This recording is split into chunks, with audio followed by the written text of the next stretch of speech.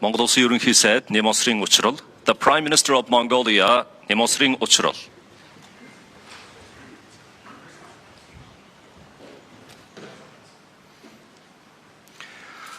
Сайн байцгаана уу? Монгол Улсын засгийн газар болон Franklin Templeton компани Монгол Улсын төрийн өмчийн бодлогын шинжилгээний хүрээнд харилцан ойлголцлын хамтран ажиллах санамж жижиг байгуулах үйл ажиллагаа эхлэхэд бэлэн боллоо. Ladies and gentlemen, the government of Mongolia and Franklin Templeton are now ready to begin the signing ceremony of the Memorandum of Understanding under Mongolia's state-owned enterprise reform agenda. Санамж жижиг байгуулах үйл ажиллагаанд Монголын талаас joining us today are the following officials from the government of Mongolia: Mongol Улсын ерөнхий сайд Немосрын учрал, the Prime Minister of Mongolia, Немосрын учрал, Монгол Улсын сайд засгийн газрын хэрэг эрхлэх газрын дарга Инх Баяр, Mr. Инх Баяр, Cabinet Member and Chief of the Cabinet Secretariat, Чингис хаан баялагын сан нэгдлийн туузын дарга засгийн газрын хэрэг эрхлэх газрын дэд дарга Цолмон, Ms. Цолмон, Chair of the Board of Чингис Khan Sovereign Wealth Fund Holding and Deputy Chief of the Cabinet Secretariat of the Government of Mongolia, Sanгийн дэд сайд Хулан, Ms. Хулан, Deputy Minister of Finance, Чингис хаан баялагын сан нэгдэл компанийн гүйцэтгэх захирал Даваа Далай, Mr. Даваа Далай, CEO of Чингис Khan Sovereign Wealth Fund Holding, Franklin Templeton Company талаас, we're also pleased to welcome the distinguished representatives of Franklin Templeton, Templeton Global Investment Company ахлах захирал хаалттай зах зээл хариуцсан захирал ноён Tek Hwang Ong, Mr. Tek Hwang Ong, Senior Managing Director and Head of Private Markets, Templeton Global Investments. Templeton Global Investments Company төв Аз хариуцсан гүйцэтгэх захирал Marius Stan, Mr. Marius Stan, Chief Executive Officer for Central Asia, Templeton Global Investments. Templeton Global Investments Company хаалттай зах зээл хариуцсан ерөнхийлөгч Chuang Wei-ong нар оролцож байна. Mr. Chuang Wei-ong, Vice President, Private Markets, Templeton Global Investments.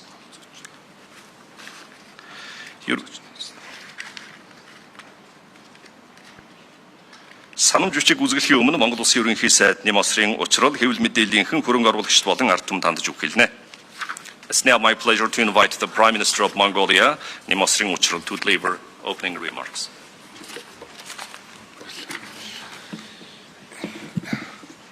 Эрхэм хүндэт ард иргэдээ, хүндэт зочид төлөөлөгчдөө, өнөөдөр Монгол Улсын засгийн газар дэлхийн хөрөнгийн удирдлагын томоохон байгууллагуудын нэг Franklin Templeton компани удирдлагуудыг хүлээн авч Монгол Улсын төрийн болон орон нутгийн өмчийн компани засаглал төрийн өмчийн өмчлийн бодлогыг шин төвшөнд гаргаж олон улсын жишгт нийцсэн мэргэжлийн удирдлагатай болгох харилцаа ойлголцлын санамж жижиг зурж байна. Ингэснээр бид төрийн болон орон нутгийн өмчийн компани үр ашгийг нэмэгдүүлэх, бэлтгэл хангах чадварыг бэхжүүлэх, цаашид олон улсын санхүүгийн зах зээлээс хөрөнгө оруулалт татах чиглэлээр суурь судалгааг хийж замын зураглалыг хамтдаа гаргах болно. Энэ бол төрийн өмчийн үн цэнийг өсгөх, засаглал менежментийг олон улсын түвшинд хүргэх, Монгол улсыг чиглэсэн хөрөнгө оруулалтын шин сувгийг нээх ажлын бодит эхлэл болно хэмээн үзэж байна. Засгийн газрын 2026 оны 6 дугаар сарын 10-ны өдрийн хуралдаанд төрийн өмчит компаниудын хувьцааны тодорхой хэсгийг хөрөнгө оруулалтын сангаар дамжуулж, дотоод гадаадын мэргэжлийн хөрөнгө оруулагчдад нээлттэй санал болгох үндэсний хөрөнгө оруулалтын сан байгуулах саналыг танилцуулсан. Үүний дагуу сангийн дэд сайдаар ахлуулсан засгийн газар хэрэглэх газар, төрийн өмчийн бодлого зохицуулалтын газар, Чингис хаан баялагын сан нэгдэл зэрэг байгууллагууд оролцсон ажлын хэсгийг байгуулж, төрийн өмчит компани өнөөгийн нөхцөл байдлаа шинжилж, BlackRock, JP Morgan, Goldman Sachs, Morgan Stanley, Franklin Templeton зэрэг дэлхийн санхүүгийн зах зээл тэргүүлэгч 12 байгууллагад энэ чиглэлээр хамтарч ажиллах саналыг эрүүлэхийг урьсан юм а. Эхний үр дүнд Franklin Templeton компани цаашдын сонгон шалралтанд оролцох сонирхлоо илэрхийлж Монгол улсад хүрэлцэн ирлээ. Бид энэхүү санамж жижиг байгуулснаар мэдээлэл туршлага солилцох дээр дурдсан шинжилгээний бэлтгэл ажлыг зохион байгуулах, замын зураглалыг гаргах, олон улсын хөрөнгө оруулагч нарт сурталчилан таниулах, улмаар хөрөнгө оруулалт болон худалдааны урсгалыг нэмэгдүүлэх боломжтой стратегийг тодорхой болгохыг зорж байна. Иргэддээ нэг зүйлийг шууд хэлэх ёстой. Монгол улсад төрийн өмчит компаниудын засаглал үр ашиг өрсөлдөх чадварыг сайжруулах олон удаагийн оролдлого хийгдсэнийг та бүхэн мэднэ. Улсын хурлаас 2001-ээс 2022 оны хооронд төрийн өмчт хуулийн этгээдийн хувьцааг олон нийтэд нээлттэй арилжаалах чиглэлээр 5 удаагийн үндсэн чиглэл тогтоолыг баталсан боловч хэрэгжилт дунджаар ердөө 25% байна. Давхарцсан тоогоор 115 төрийн өмчт компаниас ердөө 29 компани хувьцааг хэсэгчлэн дотоодын үнд цаасны зах зээлд санал болгожээ. Өнгөрсөн оны байдлаар Монгол улсад 118 төрийн өмчт компани үйл ажиллагаагаа явуулж 60.7 мянган хүнийг ажлын байраар хангаж байна. Эдгээр компани нийт хөрөнгө 60 их 80 төгрөг, нийт орлого 24.1 их 80 төгрөг, нийт зардал 19.1 их 80 төгрөг, нийт цэвэр ашиг 5 их 80 төгрөг байна. Гэвч 118 компани 52 нь ашигтай, 66 нь алдагдaltaй ажиллаж байна. Төрийн өмчт компаниудын өөрийн хөрөнгийн өгөөж дунджаар 9.8% байгаа нь OECD-гийн орнуудын төрийн өмчт компаниудын 12%-ийн дунджаас доогуур байгаа үзүүлэлттэй байна. Уулуурхан салбарын компаниудыг хасаж тооцвол энэ үзүүлэлт 2.2% болж буурж байна. Эдгээр тоо бидэнд тодорхой дохио өгж байна. Төрийн өмч бол ард түмний өмч учраас илүү өндөр үнц нь байх ёстой.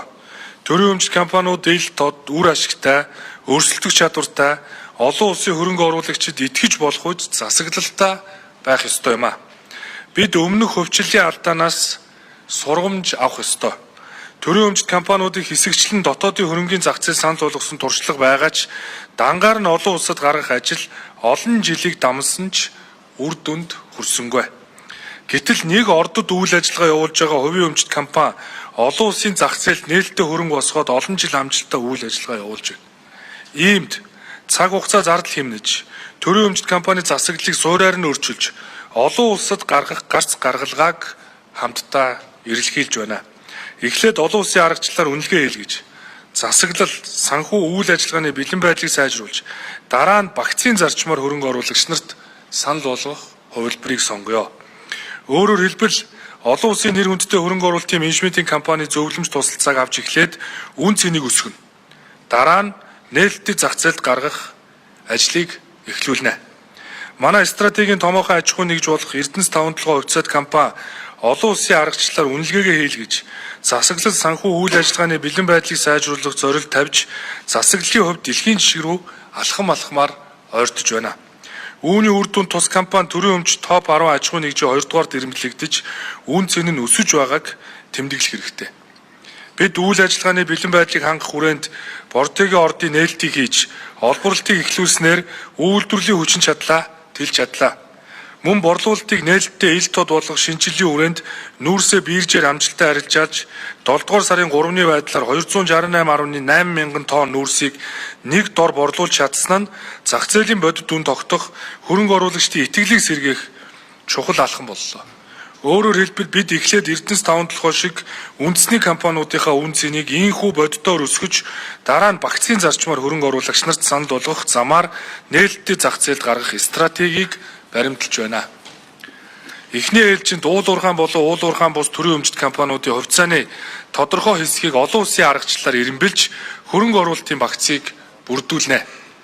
Энэ вакцыг үндэсний хөрөнгө оруулалтын сангийн хүрээнд төвлөрүүлж, олон улсын мэргэжлийн хөрөнгө оруулалтын хөрөнгийн удирдлагын туршлага засаглалын стандарт, үнэлгээний аргачлал, IPO болон SPO хийх бэлтгэл ажлыг нэгдсэн байдлаар зохион байгуулна. Энд хэлж байгаа гадаад менежмент гэдэг нь олон улсын зах зээл шалгарсан ноу-хау, хөрөнгө оруулагч нартай харилцах туршлага, компани засаглал, хөрөнгийн үнэлгээ, санхүүгийн сахилга бат, биержид бүртгүүлэх бэлтгэл ажлыг Монголд авчирч, Монгол мэргэжилтэнгүүдтэй хамтдаа хэрэгжүүлэхийг хэлж байна. Бидний тавьж байгаа үндсэн шаардлага нь тодорхой юм а. Сонгон шалгарсан хөрөнгийн удирдлагын байгууллага, Монгол улсад салбар төлөөлөгчийн газраа байгуулах, Монгол мэргэжилтэнгүүдийг олон улсын түвшинд бэлтгэх, мэдлэг аргачлал туршлагаа Монголд нутагшуулах үүрэгтэй байна. Франклин Темплтон нь дэлхийн 30 гаруй улсад салбартай хөрөнгө оруулалтын салбарт 75 гаруй жил үйл ажиллагаа явуулж байгаа. Дэлхийд даяар 1300 орчим хөрөнгө оруулалтын мэргэжилтэнтэй хөрөнгө оруулалтын менежментийн компани юм а. Тус компани нь 2026 оны 5 дугаар сарын 31-ний өдрийн байдлаар 1.8 их 80 долларын хөрөнгө удирдах байгаа бөгөөд Өрмийн улсын өмчийн сан болон Узбекистан улсын үндэсний хөрөнгө оруулалтын сангийн хүрээнд төрийн өмчит компаниудын багцыг хөрөнгийн зах зээлд бэлтгэх засаглалыг сайжруулах олон улсын хөрөнгө оруулалт татах чиглэлээр ажилласан туршлагатай байгууллага юм а. Бид энэ туршлагыг шууд хуулбарлах ёсгүй. Монгол Улсын хууль эрх зүй, эдийн засгийн бүтэц, төрийн өмчийн онцлог, иргэдийн эрх ашигт нийцүүлж илүү боловсронгуй, илүү ил тод, илүү хариуцлагатай загварыг хэрэгжүүлэх болно. Та бүхэн мэдж байгаа Монгол Улсын их хурл төрийн өмчит болон орон нутгийн өмчит компани засаглалын хуулийг батлан гаргасан. Энэ хууль эх оны 1-р сарын 1-ээс эхэлж хэрэгжиж эхэлнэ. Энэ хуулийг хэрэгжүүлэх бэлтгэл ажлыг Монгол Улсын засгийн газар ангуулан ажиллаж байна. Өнөөдөр энэхүү санамж бичгийн хүрээнд төрийн өмчит компаниудын зах зээлд гарах боломж, үнэлгээ, санхүүгийн болон хууль зүйн бэлэн байдал, засаглалын шинжилэл, олон улсын болон дотоодын хөрөнгийн биржид үнд цаас гаргах суурь судалгаа, замын зураглалыг боловсруулж эхэлнэ. Дараагийн шатны бүх шийдвэрийг Монгол Улсын хууль тогтоомж, худалдаа авах ажиллагаа, сонгон шалгаруулалтын зарчимд нийцүүлэн зохион байгуулна. Энэ ажил амжилттай хэрэгжүүл Монгол Улс төрийн өмчийн шинжил, хөрөнгийн зах зээлийн хөгжил, гадаадын хөрөнгө оруулалт татах бодлогоо нэг дор уялдуулах боломжтой болно. Монголын иргэд, дотоодын хөрөнгө оруулагчид, олон улсын мэргэжлийн хөрөнгө оруулагчид бүгд ил тод мэдээлэл, ижил зарчимд тулгуурлан эдгээр хөрөнгийн багцын үнд цаасыг авч арилжих боломж бүрдэх болно. Бид 2027 онд багтаан эхний үнд цаасны багцыг олон улсын зах зээлд гаргах төлөвлөгөөтэй ажиллах болно. Өнөөдрийн байгуулсан энэхүү санамж бичиг бол зөвхөн санхүүгийн хэлцэл биш ээ. Энэ бол төрийн өмчийг үнгүүдүүлэхгүй, харин үн цэнтэй болгох чиглэсэн шинжилэл байгуулна. Төр бизнесийн өдөр тутмын менежментээс шатараатай холдож, бодлого тодорхойлогч, зохицуулагчийн үндсэн үүрэгтэй төвлөрөх эхний бодиттой, дөрвтэй алхам юм а. Монголын компаниудыг олон улсын зах зээлд гаргах, Монгол мэргэжилтэнгүүдийг дэлхийн түвшний хөрөнгийн удирдлагад бэлтгэх, Монгол улсын нэр хүнд хөрөнгө оруулалтын итгэлийг нэмэгдүүлэх ажил инхүү эхэлж байна. Иргэдийн баялагийг илүү үр ашигтай удирдах, төрийн өмч илүү үн цэнтэй болж, Монголын эдийн засаг илүү нээлттэй, илүү өрсөлдөх чадвартай болохын төлөө Монгол Улсын засгийн газар энэ ажлыг хариуцлагатай, үе шаттай, ил тод хэрэгжүүлж ажиллах болно. Төрийн өмчит компани удирдлагууд та бүхэндээ цаашид Монгол Улсын засгийн газрын дэвшүүлж байгаа энэхүү бодлого үйл ажиллагааг илүү ил тод нээлттэй, хариуцлагатай зохион байгуулж эдийн засгийн тэлэх, эдийн засгаа төрөлжүүлэх үйл хэрэгт бодиттой хувь нэмрээ оруулахыг уриалж байна. Та бүхэнд баярлалаа. Thank you, Prime Minister, for your remarks. Монгол Улсын сайд засгийн газрын хэрэг эрхлэх газрын даргын их баяр, Templeton Asset Management компанийн гүйцэтгэх захирал, Templeton Global Investments компанийн хөрөнгө оруулалт хариуцсан захирал ноён Манраж Секон нарыг хамтын ажиллагааны санамж бичигт гарын үсэг сурахыг урьж байна. May I now invite Mr. Ink Bayer, Cabinet Member and the Chief of the Cabinet Secretariat of the Government of Mongolia, and Mr. Manraj Sehong, CEO of Templeton Asset Management and Chief Investment Officer of Templeton Global Investments, to proceed with the signing of the Memorandum of Understanding.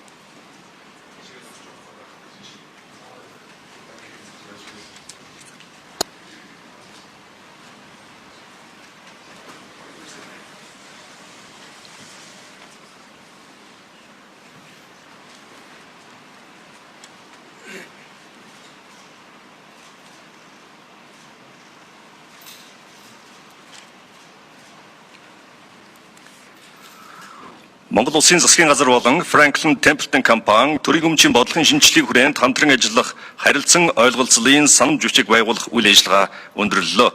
Ladies and gentlemen, this concludes the signing ceremony of MOU between the Government of Mongolia and Franklin Templeton under Mongolia's state-owned enterprise reform agenda. Thank you all for joining us. We appreciate your presence and wish you a pleasant day.